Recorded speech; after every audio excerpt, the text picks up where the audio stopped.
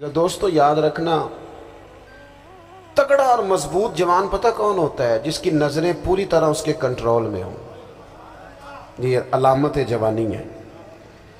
جس آدمی کا پوری طرح، دو لوگ دنیا میں کبھی کوئی کارنامہ سر انجام نہیں دے سکتے، ایک جو حرام کھاتا ہو، ایک جس کی نظر ناپاک ہو۔ محمد بن قاسم جب یہاں آئے تھے نا تو ایک دن بڑے پریشان تھے، تو ایک بزرگ کہنے لگے آپ کیوں پریشان ہیں؟ کہنے لگے راجہ دہر سے مقابلہ ہے اور ہماری فوج تو سندھ کے رستے بھی نہیں جانتی، زبان بھی نہیں جانتی، لڑیں گے کیسے؟ دو چار دن کے بعد ان بزرگوں کی دوبارہ محمد بن قاسم سے ملاقات ہوئی تو بڑے خوش تھے۔ کہا اب آپ کیوں خوش ہیں؟ کہنے لگے وہ میرا مقابلہ نہیں کر سکتا، میں نے تحقیق کر لی ہے۔ کہا کیوں؟ کہنے لگے نظر کا گندہ ہے، اور جو نظر کے گندے ہوتے ہیں وہ میدانوں میں ٹھہرا نہیں کرتے۔ میدان کے لیے نکلنے کے لیے پاک جوانی کی ضرورت ہوتی، تطہیر مزاج ہونا ضروری ہوتا ہے، پاکیزہ افکار اور سچی اور سچی ستھری سوچوں کا ہونا ضروری ہوتا ہے۔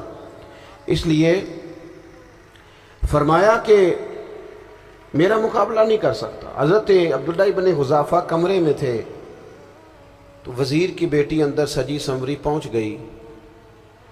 جیسے ہی آپ نے اس کفر کی چال کو دیکھا تو تیمم کر کے نفل شروع کیے۔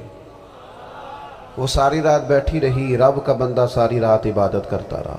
عبادت بڑا سہارا ہے، مصلی بڑا سہارا ہے اللہ کے بندوں۔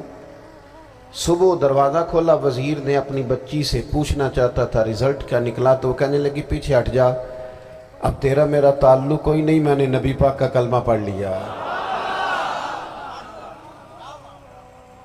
اس نے کہا میں نے بھی زمانہ دیکھا ہے، پر یہ کیا لوگ ہیں، کستوری کے بنے ہوئے،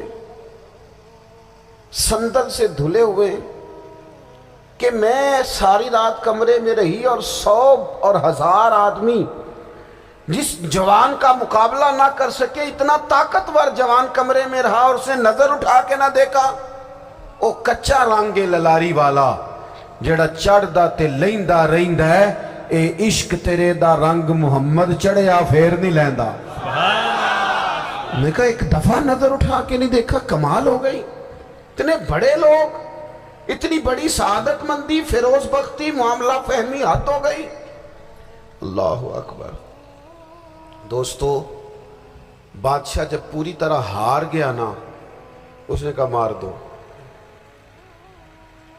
تیل گرم کیا ایک کڑاہی میں، اور جب آپ کو اس میں ڈالنے لگے تو آپ کی آنکھوں میں آنسو آ گئے۔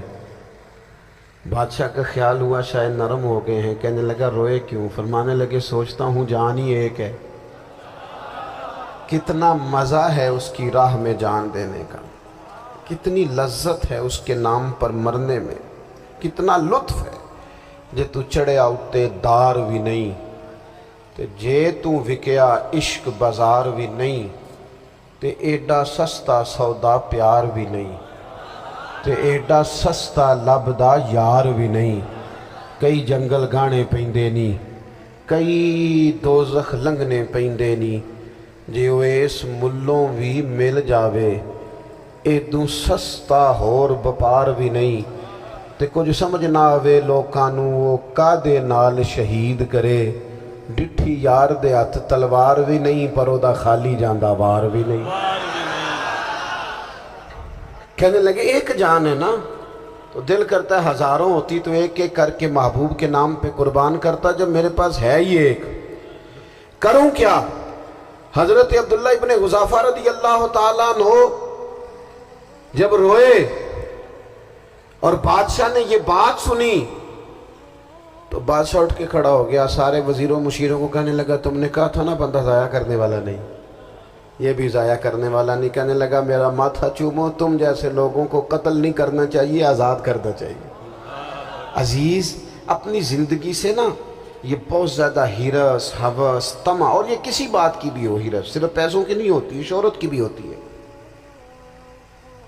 یہ بیماری انسان کو اقتدار کی بھی ہوتی ہے، تعریف کی بھی بیماری ہوتی ہے، یہ سارے نقص ہوتے ہیں لوگوں، اور معاذ اللہ بعض جبوں کبوں کے اندر بھی ہوتے ہیں، وہاں بھی پنپتے۔ اپنی زندگی جب تک اس سادگی میں نہیں لاؤ گے جو رسول پاک نے عطا فرمائی، جب لوگ آسانیوں میں پوری طرح الجھ گئے تو پھر وہ دور ہوئے اور کفر چڑھ گیا۔ دوسری بات، اللہ کے محبوب صلی اللہ تعالی علیہ وسلم کی محبت ہم سے تقاضا کرتی ہے کہ ہم اس مشن کے لیے کام کریں جس مشن کے لیے رسول پاک نے کام فرمایا ہے۔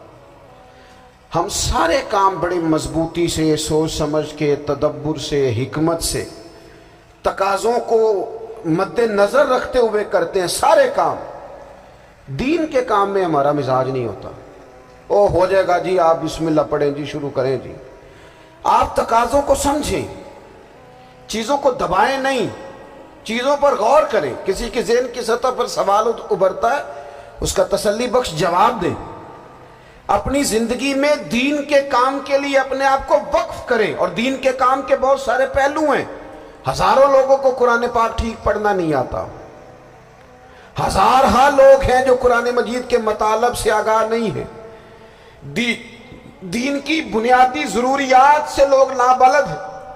میں آپ کو کس طرح یہ بات سمجھاؤں کہ ہزاروں کی تعداد میں طلاقیں اس لیے ہوتی ہیں کہ مردوں کو طلاق کے مسئلے نہیں آتے، انہیں پتہ نہیں ہے کہ مجھے حقوق زوجین کے معاملے میں کیسے چلنا۔ ڈھیر سارے گھروں میں تباہی اس لیے ہے کہ تربیت اولاد کا دینی منہج ہمیں نہیں پتا۔ اپنا حصہ ملائیں دین کے کام میں۔ ایک آدمی کو اگر تو نمازی کرنے میں کامیاب ہو گیا، تیری زندگی بدل گئی۔ وہ دین بیزار لوگ جو ہمارے بیچ بیٹھ کے ہماری نوجوان نسل کو پگڑی اور داڑھی کا نام لے کے بنیادی طور پر دین سے دور کرتے، ایسے نوجوانوں کو دین کا پیغام محبت دے کر دین کے قریب کرنا ہماری ڈیوٹیوں کا حصہ ہے۔ ہمیں ذمہ داری کا احساس کرنا پڑے گا، ہمیں یہ خاص قدم اٹھانا پڑے گا، توجہ دینی پڑے گی۔ مساجد، مدارس، میں آپ سے عرض کروں، اتنی ڈٹ کے مخالفت ہوتی ہے نا مدرسوں کی، اتنی ڈٹ کے۔ میں ادارہ چلاتا ہوں، اس کے چلانے میں جو مشکلات ہیں وہ تو ہم بتا نہیں سکتے آپ کو، اس لیے کہ میری قوم، میرا اس قوم سے تعلق ہے جو نعت خواں امیر کرنا چاہتی ہے، مدرسے نہیں۔ ہاں، نقیب خطیب پیدا کرنا چاہتی ہے، شعر و شاعری کی زندگی کو پروان چڑھانا چاہتی ہے۔ فقط ہمارا ان لوگوں سے تعلق ہے جو لاکھوں کروڑوں روپیہ محافل پہ لگائیں گے، اور قاری صاحب بیچارے اگر مسجد کا کوئی ہونے والا کام کسی وقت بتا دیں گے تو وہ بڑی مشکل آ جائے گی ان کے لیے۔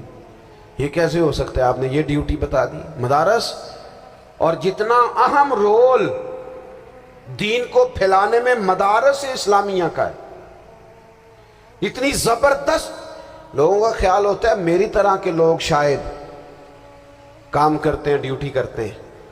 یہ 10-15 لوگ آپ کو نظر آتے ہیں جو آپ کو کہیں میڈیا پر یا ادھر ادھر ڈیوٹی کرتے، مخلص لوگ اپنی جگہ پہ، وہ بھی بڑا ہی کام کر رہے ہیں، جو میڈیا پہ آ کے بھی اخلاص سے اور درد دل سے کو دین کی، ان کی بھی کسی بات کی حوصلہ شکنی نہیں، لیکن ہزارہا اساتذہ جو مدارس میں بیٹھ کے پڑھاتے ہیں، جنہوں نے وہ سارے لوگ تیار، آپ سمجھ نہیں سکتے کتنا بڑا کام۔